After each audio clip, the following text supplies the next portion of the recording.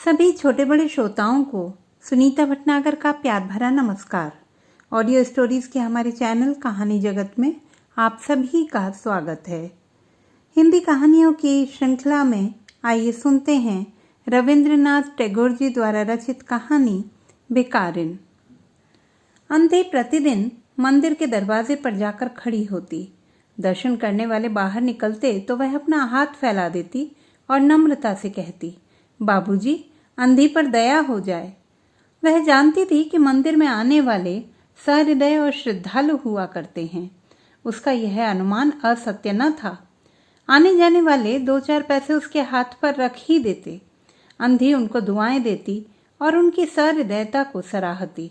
स्त्रियां भी उसके पल्ले में थोड़ा बहुत अनाज डाल जाया करती थीं। सुबह से शाम तक वह इसी प्रकार हाथ फैलाए खड़ी रहती। उसके पश्चात मन ही मन भगवान को प्रणाम करती और अपनी लाठी के सहारे झोंपड़ी का पथ ग्रहण करती। उसकी झोंपड़ी नगर से बाहर थी। रास्ते में भी याचना करती जाती, किंतु राहगीरों में अधिक संख्या श्वेत वस्त्रों वालों की होती, जो पैसे देने की अपेक्षा झिड़कियां दिया करते हैं। तब भी अंधी निराश न होती और उसकी याचना बराबर जारी रहती। झोंपड़ी तक पहुँचते पहुँचते उसे 2-4 पैसे और मिल जाते। झोंपड़ी के समीप पहुंचते ही एक 10 वर्ष का लड़का उछलता कूदता आता और उससे चिपट जाता। अंधी टटोल कर उसके मस्तक को चूमती। बच्चा कौन है, किसका है, कहाँ से आया, इस बात से कोई परिचय नहीं था। 5 वर्ष हुए पास पड़ोस वालों ने उसे अकेला देखा था। इन्हीं दिनों एक दिन संध्या समय लोगों ने उसकी गोद में एक बच्चा देखा। वह रो रहा था। अंधी उसका मुख चूम चूम कर उसे चुप कराने का प्रयत्न कर रही थी। वह कोई असाधारण घटना न थी, अतः किसी ने भी ना पूछा कि बच्चा किसका है। उसी दिन से यह बच्चा अंधी के पास था और प्रसन्न था। उसको वह अपने से अच्छा खिलाती और पहनाती। अंधी ने अपनी झोंपड़ी में एक हांडी गाड़ रखी थी। संध्या समय जो कुछ मांग कर लाती उसमें डाल देती और उसे किसी वस्तु से ढांप देती, इसलिए कि दूसरे व्यक्तियों की दृष्टि उस पर ना पड़े। खाने के लिए अन्न काफ़ी मिल जाता था। उससे काम चलाती। पहले बच्चे को पेट भरकर खिलाती, फिर स्वयं खाती। रात को बच्चे को अपने वक्ष से लगाकर वहीं पड़ी रहती। प्रातःकाल होते ही उसको खिला पिलाकर फिर मंदिर के द्वार पर जा खड़ी होती। काशी में सेठ बनारसी दास बहुत प्रसिद्ध व्यक्ति हैं। बच्चा बच्चा उनकी कोठी से परिचित है। बहुत बड़े देशभक्त और धर्मात्मा हैं। धर्म में उनकी बड़ी रुचि है। दिन के 12 बजे तक सेठ स्नान ध्यान में संलग्न रहते।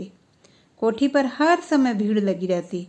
कर्ज के इच्छुक तो आते ही थे, परंतु ऐसे व्यक्तियों का भी तांता बंधा रहता जो अपनी पूंजी सेठ जी के पास धरोहर रूप में रखने आते थे। सैकड़ों भिखारी अपनी जमा पूंजी इन्हीं सेठ जी के पास जमा कर जाते। अंधे को भी यह बात ज्ञात थी, किंतु पता नहीं अब तक वह अपनी कमाई यहाँ जमा कराने में क्यों हिचकिचाती रही। उसके पास काफ़ी रुपए हो गए थे। हांडी लगभग पूरी भर गई थी। उसको शंका थी कि कोई चुरा ना ले।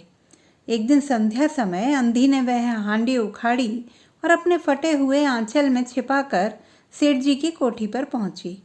सेठ जी बही खाते के पृष्ठ उलट रहे थे। उन्होंने पूछा, क्या है बुढ़िया? अंधी ने हांडी उनके सामने सरका दी और डरते डरते कहा, सेठ जी, इसे अपने पास जमा कर लो। मैं अंधी अपाहिज कहाँ रखती फिरूंगी। सेठ जी ने हांडी की ओर देखकर कहा, इसमें क्या है? अंधी ने उत्तर दिया, भीख मांग मांग कर अपने बच्चे के लिए 2-4 पैसे संग्रह किए हैं। अपने पास रखते डरती हूँ। कृपया इन्हें आप अपनी कोठी में रख लें। सेठ जी ने मुनीम की ओर संकेत करते हुए कहा, बही में जमा कर लो। फिर बुढ़िया से पूछा, तेरा नाम क्या है? अंधी ने अपना नाम बताया। मुनीम जी ने नगदी गिनकर उसके नाम से जमा कर ली और वह सेठ जी को आशीर्वाद देती हुई अपनी झोंपड़ी की राह चली। 2 वर्ष बहुत सुख के साथ बीते।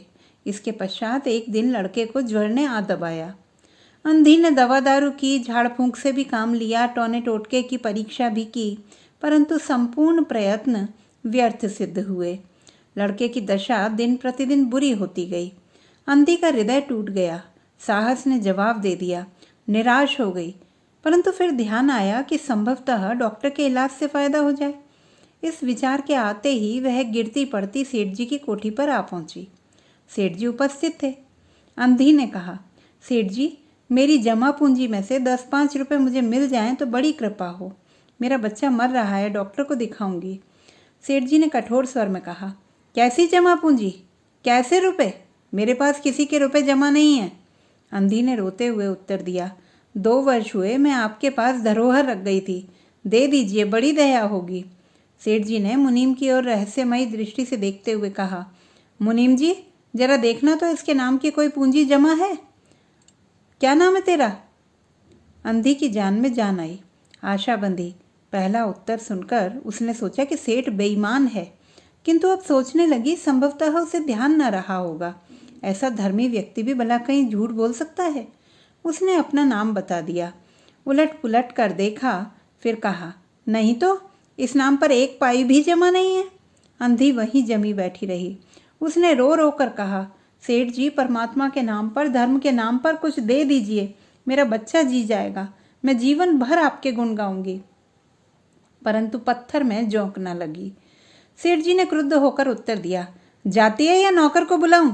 अंधी लाठी टेक कर खड़ी हो गई और सेठ जी की ओर मुंह करके बोली, अच्छा भगवान तुम्हें बहुत दे, और अपनी झोंपड़ी की ओर चल दी। यह आशीष न थी बल्कि एक दुखी का शाप था। बच्चे की दशा बिगड़ती गई। दवा दारू हुई ही नहीं, फायदा क्यों कर होता। एक दिन उसकी अवस्था चिंताजनक हो गई।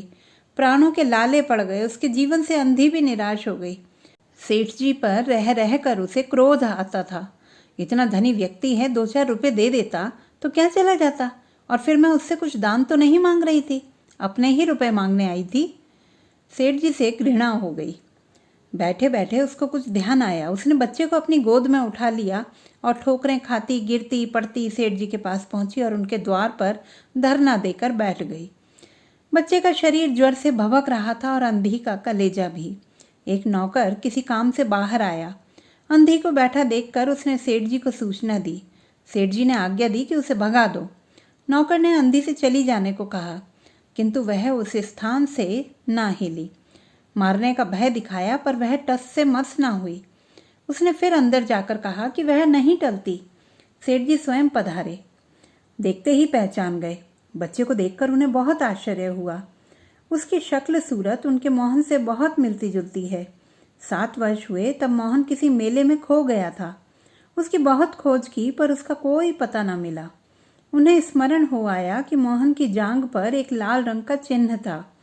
इस विचार के आते ही उन्होंने अंधी की गोद के बच्चे की जांघ देखी। चिन्ह अवश्य था परंतु पहले से कुछ बड़ा। उनको विश्वास हो गया कि बच्चा उन्हीं का है। उन्होंने तुरंत उसको छीनकर अपने कलेजे से चिपटा लिया। शरीर ज्वर से तप रहा था। नौकर को डॉक्टर लाने के लिए भेजा और स्वयं मकान के अंदर चल दिए। अंधी खड़ी हो गई और चिल्लाने लगी, मेरे बच्चे को ना ले जाओ, मेरे रुपए तो हजम कर गए, अब क्या मेरा बच्चा भी मुझसे छीनोगे? सेठ जी बहुत चिंतित हुए और कहा, बच्चा मेरा है, यही एक बच्चा है।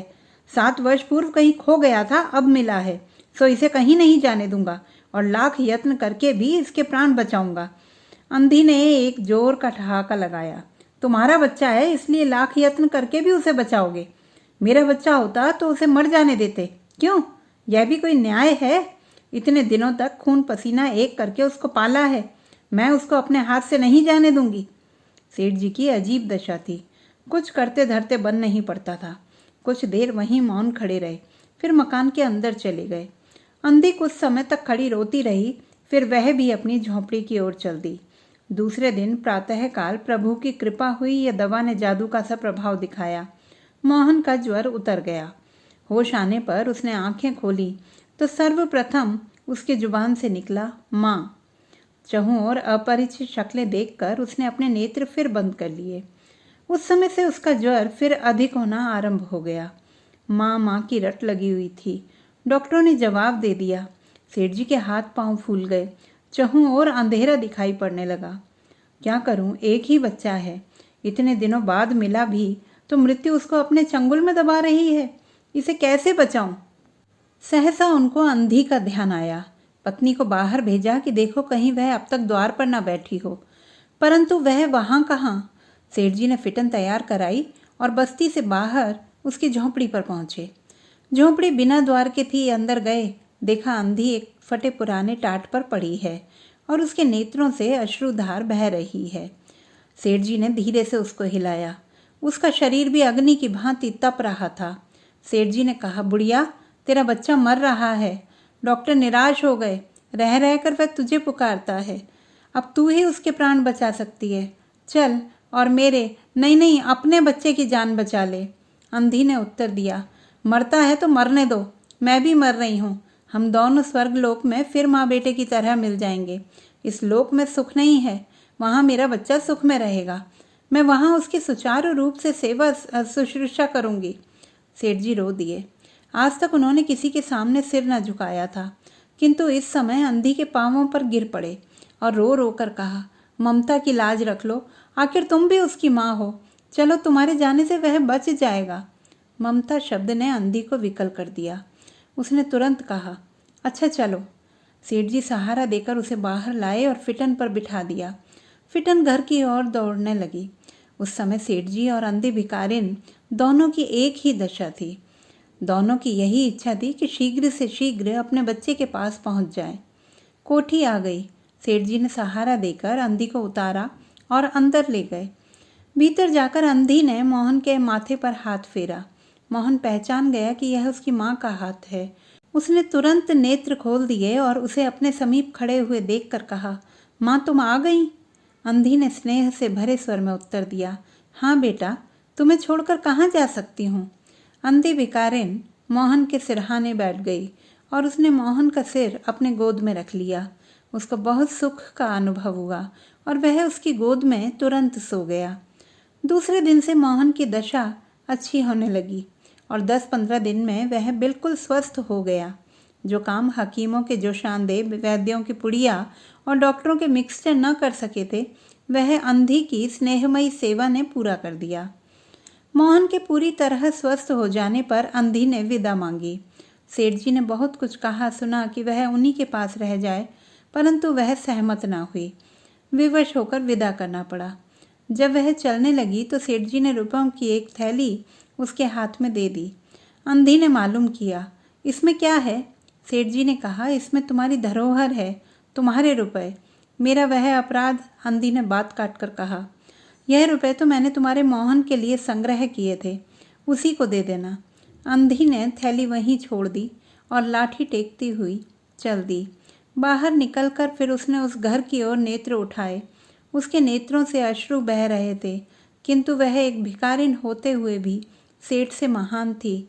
इस समय सेठ याचक था और वह दाता थी। तो दोस्तों, यह थी हमारी आज की कहानी। आपको कैसी लगी कमेंट बॉक्स में लिखना ना भूलें।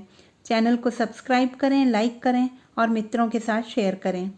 दोस्तों, यदि आप कविताएं पढ़ने में रुचि रखते हैं तो मेरा प्रथम काव्य संग्रह है स्पंदन पढ़ना ना भूलें। यह अमेज़न किंडल पर ई बुक के रूप में उपलब्ध है।